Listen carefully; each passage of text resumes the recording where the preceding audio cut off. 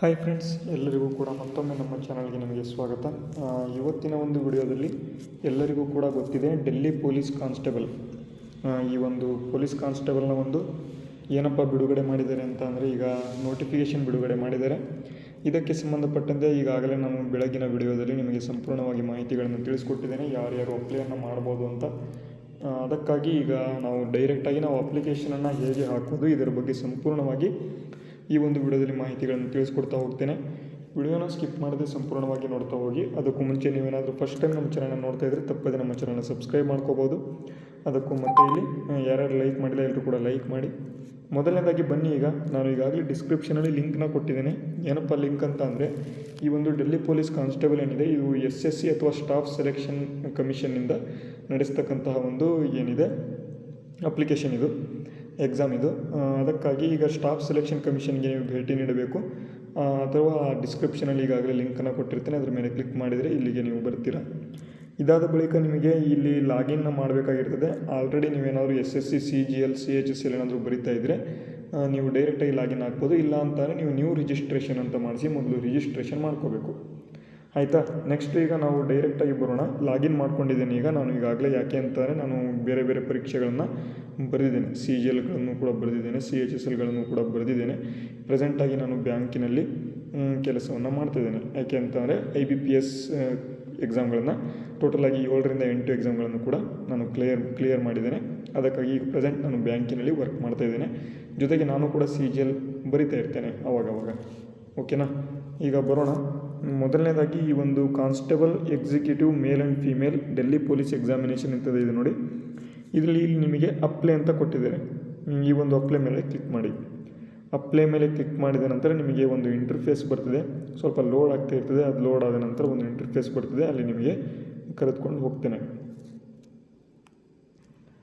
Okay, ನೀವು apply ಮೇಲೆ click ಮಾಡಿದ್ರಿ ಅಂತ ಅಂದರೆ ಈ ಥರ ಒಂದು ನಿಮಗೆ ಇಂಟರ್ಫೇಸ್ ಬರ್ತದೆ. ಇದನ್ನು ಕರೆಕ್ಟಾಗಿ ಓದ್ಕೊಂಡು ನೀವು ಅಪ್ಲಿಕೇಶನನ್ನು ಹಾಕಬೇಕು ಅಂತ.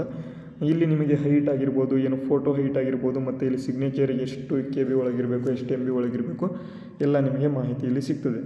ಅದಾದ ಬಳಿಕ ಇಲ್ಲಿ ಫಿಲ್ ಫಾರ್ಮ್ ಅಂತ ಇದೆ ನೋಡಿ, ಇದ್ರ ಮೇಲೆ ಕ್ಲಿಕ್ ಮಾಡಿ. ಇದ್ರ ಮೇಲೆ ಕ್ಲಿಕ್ ಮಾಡಿದ ನಂತರ ನಿಮಗೆ ಡೈರೆಕ್ಟಾಗಿ ಇಲ್ಲಿ ನಿಮಗೆ ಬರ್ತದೆ, ಮಾಹಿತಿ ಬರ್ತದೆ. ಇಲ್ಲಿ ನಿಮಗೆ ಪರ್ಸ್ನಲ್ ಡೀಟೇಲ್ಸ್ ಆಗಿರ್ಬೋದು, ಎಜುಕೇಷನಲ್ ಡೀಟೇಲ್ಸ್, ಅಡಿಷನಲ್ ಇನ್ಫಾರ್ಮೇಷನ್ ಎಲ್ಲವೂ ಕೂಡ ಬರ್ತಾ ಹೋಗ್ತದೆ. ಇಲ್ಲಿ ನಾನು ಕೆಲವು ಇಲ್ಲಿ ಕಾರಣಗಳಿಂದ ನಾನು ಇಲ್ಲಿ ನಿಮಗೆ ತೋರಿಸೋದಕ್ಕೆ ಆಗೋದಿಲ್ಲ, ಯಾಕೆಂದರೆ ಪರ್ಸ್ನಲ್ ಡೀಟೇಲ್ಸ್ ಇಲ್ಲಿ ಇರ್ತವೆ. ಓಕೆ, ನೀವು ಪರ್ಸನಲ್ ಡೀಟೇಲ್ಸನ್ನು ಫಿಲ್ ಮಾಡಿದ ನಂತರ ನಿಮಗೆ ಎಜುಕೇಷನಲ್ ಡೀಟೇಲ್ಸನ್ನು ಫಿಲ್ ಮಾಡ್ಕೊಳ್ಳೋದಕ್ಕೆ ಇಲ್ಲಿ ನಿಮಗೆ ಕೊಟ್ಟಿರ್ತಾರೆ. ಎಜುಕೇಷನಲ್ ಡೀಟೇಲ್ಸನ್ನು ಇಲ್ಲಿ ನೀವು ಫಿಲ್ ಮಾಡ್ಕೊಳ್ತಾ ಹೋಗ್ಬೋದು. ಫಿಲ್ ಮಾಡಿದ ನಂತರ ನೀವು ಕೆಳಗೆ ಹೋಗಿ ಸಬ್ಮಿಟನ್ನು ಮಾಡ್ಬೋದು. ನೋಡಿ, ನಿಮಗೆ ಎಜುಕೇಷನಲ್ ಡೀಟೇಲ್ಸಲ್ಲಿ ಏನೇನು ಕೊಡ್ತಾರೆ ಅಂತಂದರೆ, ಹೈಯೆಸ್ಟ್ ಕ್ವಾಲಿಫಿಕೇಷನ್ ಆಗಿರ್ಬೋದು, ಮತ್ತು SSN ಕ್ವಾಲಿಫಿಕೇಷನ್ ಏನು ಬೇಕು, ಎಜುಕೇಷನಲ್ ಕ್ವಾಲಿಫಿಕೇಷನ್ ಸ್ಟೇಟಸ್ ಎಲ್ಲವನ್ನು ಕೂಡ ನೀವು ತುಂಬಿಕೊಳ್ತಾ ಬರಬೇಕು. ತುಂಬಿದ ನಂತರ ನಿಮಗೆ ಈ ರೀತಿಯಾಗಿ CGP ಅಂತ ಕೊಡ್ತಾರೆ. CGP ಆಗಿದೆ, CGP ಪರ್ಸೆಂಟೇಜ್ ಆಗಿದೆ, ಪರ್ಸೆಂಟೇಜನ್ನು ಹಾಕಿ ನೀವು ಸೇವ್ ಆ್ಯಂಡ್ ನೆಕ್ಸ್ಟನ್ನು ನೀವು ಕೊಡಬೇಕಾಗಿರ್ತದೆ. ಇದನ್ನು ಕೊಟ್ಟ ನಂತರ ನೀವು ಅಡಿಷನಲ್ ಇನ್ಫಾರ್ಮೇಷನ್ ಇಲ್ಲಿದೆ ನೋಡಿ, ಅಡಿಷನಲ್ ಇನ್ಫಾರ್ಮೇಷನ್ ಅಂತ ಕೊಡಬೇಕು. ಅಡಿಷನಲ್ ಇನ್ಫಾರ್ಮೇಷನ್ 1, ಅಡಿಷನಲ್ ಇನ್ಫಾರ್ಮೇಷನ್ 2 ಅಂತ. ನೀವು ಇದರ ಜೊತೆಗೆ ನಿಮ್ಮ ಎಜುಕೇಷನಲ್ ಕ್ವಾಲಿಫಿಕೇಷನ್ ಜೊತೆಗೆ ನಿಮ್ಮ ಮತ್ತೆ ಏನೇನು ಮಾಡಿರ್ತೀವಿ ಅಂತ ಇಲ್ಲಿ ಮಾಹಿತಿಗಳನ್ನು ಕೊಡಬೇಕು. ಅದಾದ ಬಳಿಕ ಅಪ್ಲೋಡ್ ಡಾಕ್ಯುಮೆಂಟ್ಸ್ ಅಂತ ಇರ್ತವೆ. ನಿಮ್ಮ ಒಂದು ಆಧಾರ್ ಕಾರ್ಡನ್ನು ನೀವು ಇಲ್ಲಿ ಅಪ್ಲೋಡ್ ಮಾಡೋದಿರ್ತದೆ, ಅದು ಒಂದು ಇಂಪಾರ್ಟೆಂಟ್ ಇದೆ. ಅದಾದ ಬಳಿಕ ಪ್ರಿವ್ಯೂ ಫಾರ್ಮ್ ಅಂದರೆ ಏನೇನು ಅಪ್ಲಿಕೇಶನನ್ನು ಹಾಕಿದ್ದೀರಾ. ಇಲ್ಲಿ ಅಡಿಷನಲ್ ಏನು ಇನ್ಫಾರ್ಮೇಷನ್ 1 ಮತ್ತು 1, 2 ಏನಿದೆ, ಇಲ್ಲಿ ನಿಮಗೆ ಸೆಂಟರ್ ಬಗ್ಗೆ ಇಲ್ಲಿ ಮಾಹಿತಿಯನ್ನು ನೀವು ಕೊಡಬೇಕಾಗಿರ್ತದೆ. ಸೆಂಟರ್ ಅಂತ ಅಂದರೆ ಯಾವ ಒಂದು ಸೆಂಟರ್ನಲ್ಲಿ ನೀವು ಪರೀಕ್ಷೆಯನ್ನು ಬರೀತೀರಾ. ಎಕ್ಸಾಂಪಲ್ ಆಗಿ ನಮ್ಮ ಒಂದು ಕರ್ನಾಟಕದಲ್ಲಿ ಹುಬ್ಬಳ್ಳಿ ಸೆಂಟರ್ ಇದೆ, ಮೈಸೂರಿದೆ, ಶಿವಮೊಗ್ಗ ಇದೆ, ಬೆಳಗಾಂ ಇದೆ, ಬೆಂಗಳೂರು ಇದೆ. ಈ ರೀತಿಯಾಗಿ 5 ಸೆಂಟರ್ಗಳಿದ್ದಾವೆ. ಈ ರೀತಿಯಾಗಿ ನೀವು ಪರೀಕ್ಷೆಯನ್ನು ಬರಿಬೋದು. ಮತ್ತು ಇಲ್ಲಿ ಅಡಿಷನಲ್ ಇನ್ಫಾರ್ಮೇಷನ್ 2 ಅಂತಲೂ ಕೂಡ ಇಲ್ಲಿ ಕೊಟ್ಟಿದ್ದಾರೆ. ಮತ್ತು ಇಲ್ಲಿ ಅಪ್ಲೋಡ್ ಡಾಕ್ಯುಮೆಂಟ್ಸ್ ಅಂತ ಇದೆ. ಡಾಕ್ಯುಮೆಂಟ್ಸಲ್ಲಿ ನೀವು ಏನು ಅಪ್ಲೋಡ್ ಮಾಡ್ಬೋದು ಅಂತ ಅಂದರೆ, ಇಲ್ಲಿ ನಿಮ್ಮ ಒಂದು ಆಧಾರ್ ಕಾರ್ಡ್, ಪ್ಯಾನ್ ಕಾರ್ಡ್ ಏನಾದರೂ ನೀವು ಒಂದು ಡಾಕ್ಯುಮೆಂಟನ್ನು ಅಪ್ಲೋಡ್ ಮಾಡಬೇಕಾಗಿರ್ತದೆ. ಅದಾದ ಬಳಿಕ ನೀವು ಪ್ರಿವ್ಯೂ ಫಾರ್ಮ್ ಅಂತ ಇದೆ ನೋಡಿ, ಇದ್ರ ಮೇಲೆ ಕ್ಲಿಕ್ ಮಾಡಿದ್ರಿ ಅಂತ ಅಂದರೆ ಇಲ್ಲಿ ಪ್ರಿವ್ಯೂ ಫಾರ್ಮಲ್ಲಿ ನಿಮ್ಮ ಒಂದು ಫಾರ್ಮ್ ಏನೇನು ತುಂಬಿದರೆ ಸಂಪೂರ್ಣವಾಗಿ ಬಂದುಬಿಡ್ತದೆ. ಆ ಒಂದು ಫಾರ್ಮನ್ನು ನೀವು ಒಂದ್ಸರಿ ನೋಡಿಕೊಂಡು ನೆಕ್ಸ್ಟ್ ಸಬ್ಮಿಟ್ ಫಾರ್ಮ್ ಅಂತ ಇದೆ ನೋಡಿ, ಇದ್ರ ಮೇಲೆ ಕ್ಲಿಕ್ ಮಾಡಬೇಕು. ಸಬ್ಮಿಟ್ ಫಾರ್ಮನ್ನು ಕ್ಲಿಕ್ ಮಾಡಬೇಕಾದ್ರೆ ಏನಪ್ಪ ಮಾಡಬೇಕು ಅಂತ ಅಂದರೆ, ಎಲ್ಲವನ್ನು ಕೂಡ ಡೀಟೇಲ್ಸ್ನ ಒಂದೆರಡು ಸಲ ನೋಡ್ಕೋಬೇಕು. ಅದಾದ ಬಳಿಕ ಸಬ್ಮಿಟ್ ಫಾರ್ಮ್ ಮಾಡ್ಬೋದು.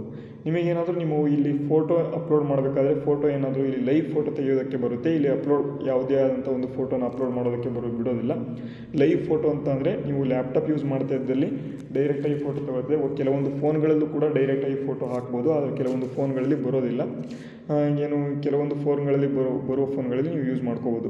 ನಿಮಗೇನಾದರೂ ಫೋನಲ್ಲಿ ನಾನು ಫೋಟೋ ತೆಗಿಬೇಕು ಅಂತ ಅಂದರೆ ಇವರೇ SSC ಅಥವಾ ಸ್ಟಾಫ್ ಸೆಲೆಕ್ಷನ್ ಕಮಿಷನ್ದೇ ಆಗಿರ್ತಕ್ಕಂಥ ಒಂದು ಆ್ಯಪ್ ಇದೆ, ಮೈ ಗೋವ್ ಎಂಬತಕ್ಕಂಥದ್ದು. ಆ ಆ್ಯಪ್ ಲಿಂಕನ್ನು ಕೂಡ ಡಿಸ್ಕ್ರಿಪ್ಷನಲ್ಲಿ ಕೊಟ್ಟಿರ್ತೇನೆ. ಅದನ್ನು ಡೌನ್ಲೋಡ್ ಮಾಡಿಕೊಂಡು ನೀವು ಲಾಗಿನ್ ಮಾಡಿ ಅಲ್ಲಿಂದ ನೀವು ಫೋಟೋ ಸಿಗ್ನೇಚರ್ಗಳನ್ನು ನೀವು ಅಲ್ಲಿಂದ ಅಪ್ಲೋಡ್ ಮಾಡ್ಬೋದು. ನಿಮ್ಮ ಫೋನಲ್ಲೇ ನೀವೇನಾದರೂ ಅಪ್ಲಿಕೇಶನ್ ಹಾಕಬೇಕು ಅಂದರೆ, ನಿಮ್ಮ ಹತ್ರ ಲ್ಯಾಪ್ಟಾಪ್ ಇತ್ತು ಅಂತಾರೆ ಈ ಒಂದು ವೆಬ್ಸೈಟ್ನಿಂದ ನೀವು ಅಪ್ಲಿಕೇಶನನ್ನು ಹಾಕ್ಬೋದು. ಓಕೆನಾ? ಈ ಒಂದು ವಿಡಿಯೋ ಹೆಲ್ಪ್ಫುಲ್ ಆಯಿತಾ? ವಿಡಿಯೋ ಹೆಲ್ಪ್ಫುಲ್ ಆಗಿದ್ದರೆ ವಿಡಿಯೋಗೆ ಲೈಕ್ ಮಾಡಿ, ಶೇರ್ ಮಾಡಿ, ಸಬ್ಸ್ಕ್ರೈಬ್ ಮಾಡಿ.